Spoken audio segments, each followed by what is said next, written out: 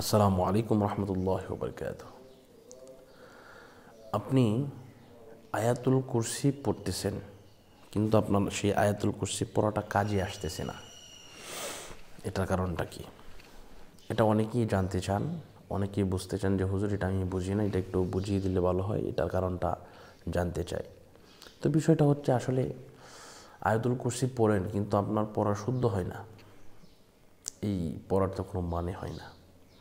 কারণ আপনি যদি শুদ্ধভাবে না পড়েন, রুব্বা ক্বারিল কুরআন ওয়াল কুরআন ইয়ালআনহু, কোরআন বরঞ্চ আপনাকে সওয়াব না দিয়ে আপনাকে কী করবে? গুনাহ দেবে। এজন্য আমাদেরকে শুদ্ধভাবে সহিভাবে পড়তে হবে, যেহেতু আল্লাহ পাক বলেছেন ওয়ারাত্তিলিল কুরআন তারতিলা, তোমরা কোরআন তেলাওয়াত করো শুদ্ধ সহিত, সাবলীল সুন্দর শুদ্ধভাবে তোমরা কোরআন তেলাওয়াত করো। এজন্য এই কোরআনটা তেলাওয়াত করতে হবে শুদ্ধভাবে, সুন্দরভাবে, সাবলীলভাবে, ইনশাআল্লাহ। তো এই জন্য প্রথমে আপনাকে যে কাজটি করতে হবে তা হচ্ছে বিসমিল্লাহ সহ সূরা ফাতিহা একবার পাঠ করতে হবে, বিসমিল্লাহ সহ সূরা ইখলাস 3 বার পাঠ করতে হবে, কয়েকবার দুরূদ শরীফ পাঠ করার পরে আপনাকে শুদ্ধভাবে পড়তে হবে। আমি আপনাদেরকে কিছু শুদ্ধের নিয়ম, আপনার ভুল হচ্ছে কিনা বা আপনার হয় কি না হয় এটা আপনি এখন ধরতে পারবেন ইনশাআল্লাহ। আমি পড়ছি, একটু শুনুন।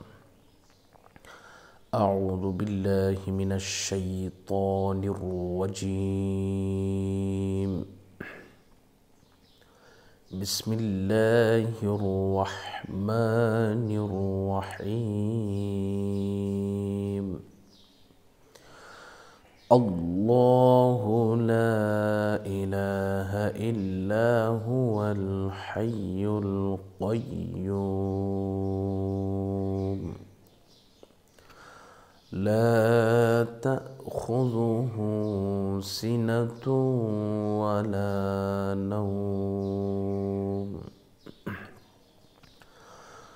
له ما في السماوات وما في الأرض من ذا الذي يشفع عنده إلا بإذنه يعلم ما بين أيديهم وما خلفهم ولا يحيطون بشيء من علمه إلا بما شاء وسع كرسيه السماوات والأرض ولا يؤوده حفظهما وهو العلي العظيم.